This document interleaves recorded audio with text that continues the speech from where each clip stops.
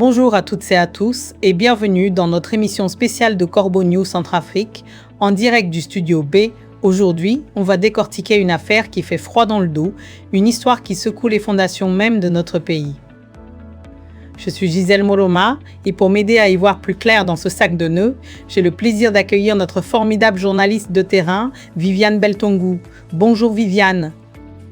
Bonjour Gisèle, c'est un réel plaisir de te retrouver pour aborder ce sujet qui, je dois l'avouer, m'a laissé sans voix par son audace et sa noirceur. On parle de méthodes dignes d'un trier, mais bien réelles. Exactement Viviane, des commandos russes de la communication aux méthodes mafieuses. Le titre de l'article est déjà un pavot dans la mare. Alors dis-nous tout, qui sont ces nouveaux venus et pourquoi font-ils si peur? L'arrivée à Bangui de ces commandos russes de la communication, opérant sous l'enseigne African Initiative, installe des pratiques pour le moins inquiétantes. Ces agents d'influence, pour les appeler ainsi, sont en train de muter le paysage politique, sécuritaire et médiatique en un véritable réseau de malfaiteurs. C'est ce que notre rédaction a pu établir. Des agents criminels d'influence. Liliane, c'est une description qui ne laisse aucune place au doute. Mais comment cette African Initiative a-t-elle réussi à s'installer chez nous en toute discrétion? On nous parle d'une implantation sous le masque d'une agence d'information. Dis-nous en plus sur cette façade. Oui, Gisèle. L'installation de cette structure en République centrafricaine s'est faite dans une opacité quasi totale. Ces agents russes, qui semblent venir d'Afrique de l'Ouest, n'ont pas hésité à contourner toutes les procédures habituelles pour établir leur quartier général ici, dans la capitale. Pour échapper à l'enregistrement public de leur véritable identité administrative, les cerveaux de ce réseau russe ont loué un grand appartement à Bangui au nom d'une citoyenne centrafricaine. Ce dispositif très discret leur a permis de démarrer leurs activités secrètes à l'abri des regards indiscrets dès leurs premiers jours. C'est une manœuvre d'une habileté troublante pour masquer leur vraie nature. Et ce n'est pas tout, n'est-ce pas? Il y a aussi cette approche agressive envers nos propres journalistes. Comment cela s'est-il manifesté? En parallèle, ces équipes ont mis en place une stratégie d'approche plutôt directe envers les professionnels des médias locaux. De nombreux journalistes de différentes rédactions ont été approchés avec des offres financières très attrayantes. Malheureusement, pensant intégrer une organisation d'information tout à fait classique, ses collègues ont rapidement compris que le travail quotidien n'avait rien à voir avec la collecte honnête d'informations ou l'éthique de notre profession. Étonnant, ils sont donc utilisés comme de simples pions. On comprend alors qu'il s'agit d'une utilisation de l'information comme couverture d'influence. Quelle est la finalité de cette vaste manipulation, Liliane? Une fois bien installés dans leurs locaux, ici à Bangui, ces mercenaires de la communication russe ont déployé un dispositif de manipulation de l'opinion centrafricaine à grande échelle. La production de contenu n'a absolument pas pour but d'informer le public, mais plutôt d'orienter les récits et de contrôler le discours politique. Les jeunes professionnels qui ont été recrutés se retrouvent pris dans un engrenage où les dépêches qu'ils publient ne sont qu'un paravent pour des activités bien plus obscures. Des activités obscures, des récits orientés, une véritable guerre psychologique. C'est exactement ça, Gisèle. Les méthodes de travail sont basées sur des directives très strictes et sur l'imposition de consignes idéologiques directes qui viennent de Moscou. La diffusion de fausses nouvelles et l'alimentation de discours très hostiles envers les institutions internationales constituent le cœur de la production quotidienne de cette officine. Le travail de presse est ainsi complètement dénaturé pour devenir un simple outil dans une guerre psychologique. Une guerre psychologique qui prend des proportions terrifiantes. Mais l'article va encore plus loin, Viviane. Et c'est là que le sang se glace. Il parle d'un réseau du pilotage des hommes armés. On ne parle plus seulement de mots, mais d'armes. C'est bien le plus effrayant dans cette enquête, Gisèle. Au-delà de cette bataille de la communication, cette organisation russe entretient des liens profonds et directs avec des éléments russes du groupe Wagner.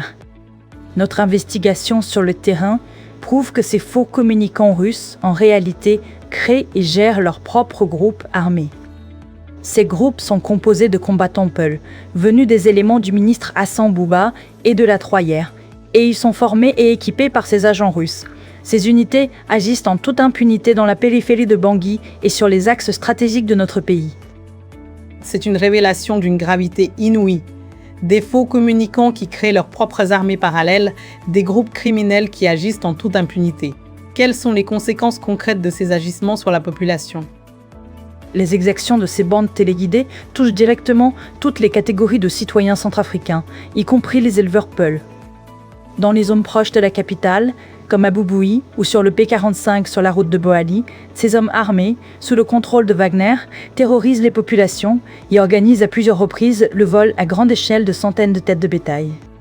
Ces troupeaux sont ensuite acheminés vers des zones frontalières ou des pays voisins, comme le Congo, pour être revendus au profit de ces réseaux mafieux. Des vols de bétail par centaines, la terreur semée, et comme si cela ne suffisait pas, le texte mentionne un réseau de trafic d'organes humains. Viviane, tu nous parles d'un fléau d'une ampleur inédite. Gisèle, la vérité dépasse l'entendement. En plus de créer, diriger et gérer leur propre groupe d'hommes armés, ce réseau criminel russe se livre aussi à des activités illicites de trafic d'organes humains. Notre enquête a réussi à comprendre le fonctionnement de ce réseau, la manière dont les organes humains sont récupérés et exportés en toute impunité. C'est une véritable organisation criminelle, jamais vue dans notre pays. Un véritable mafia, dis-tu, Viviane. C'est absolument effarant. Comment une telle horreur peut-elle exister ici? Et quel lien cela a-t-il avec ce qu'ils appellent un réseau de manipulation sécuritaire pour paralyser le pouvoir? Cette insécurité délibérément entretenue sur le terrain par ce groupe criminel lié à Wagner répond à une stratégie politique calculée avec une précision chirurgicale. En coordonnant des attaques et en maintenant des groupes armés actifs aux portes de Bangui, ces agents visent à créer une psychose permanente au sein de la population et jusqu'au sommet de l'État. L'objectif est de faire croire aux autorités centrafricaines qu'une offensive rebelle imminente menace de faire tomber la capitale à tout moment. C'est une terreur artificielle, une mise en scène macabre pour manipuler l'empereur Faustin Archange Touadéra et son entourage. Oui, Gisèle. Ce climat de terreur artificielle permet à ces structures russes de faire croire à l'empereur Faustin que sa survie au sommet de l'État dépend exclusivement des mercenaires russes. Pendant que leurs propres troupes créent le désordre, leurs organes de communication diffusent en même temps une propagande massive dans les médias et sur les réseaux sociaux contre la France, les États-Unis, le Tchad ou le Soudan.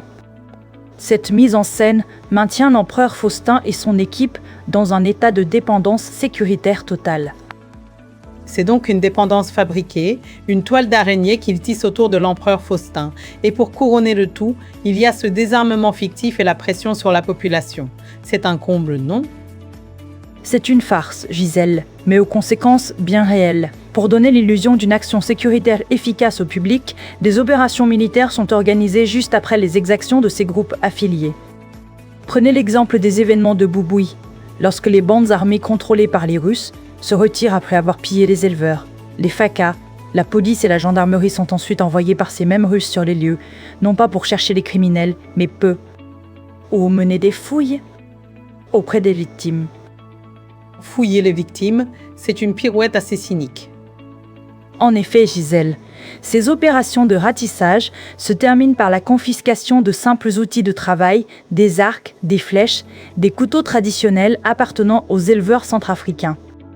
Ces objets sont ensuite présentés à la télévision et sur les réseaux sociaux comme d'importantes saisies d'armes de guerre qui auraient été neutralisées. Pendant ce temps, les véritables malfrats armés restent sous la protection directe des mercenaires russes, totalement hors d'atteinte de la justice. C'est une supercherie honteuse, Viviane, qui jette un voile sur la vérité et maintient notre pays dans un climat de terreur. Quelle est la conclusion de votre rédaction face à ce tableau si sombre? En conclusion, Gisèle, le climat d'insécurité qui règne actuellement dans le pays est l'œuvre parfaite de cette agence russe, African Initiative, récemment implantée en Centrafrique, dans le but avoué de maintenir le pouvoir en place sous une pression constante de coup d'État, M. Désis. Élitaire. La solution est simple, il ne faut pas tomber dans leur piège. Il faut rester calme et laisser le dictateur Faustin Archange Touadéra et ses acolytes faire leur propre jeu. Un message fort, Viviane. Merci d'avoir éclairé notre lanterne sur ce dossier explosif. Merci à toi, Gisèle. C'était Viviane Beltongu, notre journaliste de terrain pour Corbeau News Centrafrique. Cet article édifiant a été rédigé par Alain Zilo, notre directeur de publication. Pour retrouver toutes nos enquêtes et nous contacter, n'oubliez pas nos numéros WhatsApp et téléphone. Plus 20 36 75 732 17 et Pro 20 36 75 et 75 42 802. Merci de nous avoir suivis et à très bientôt sur Corbeau News Centrafrique.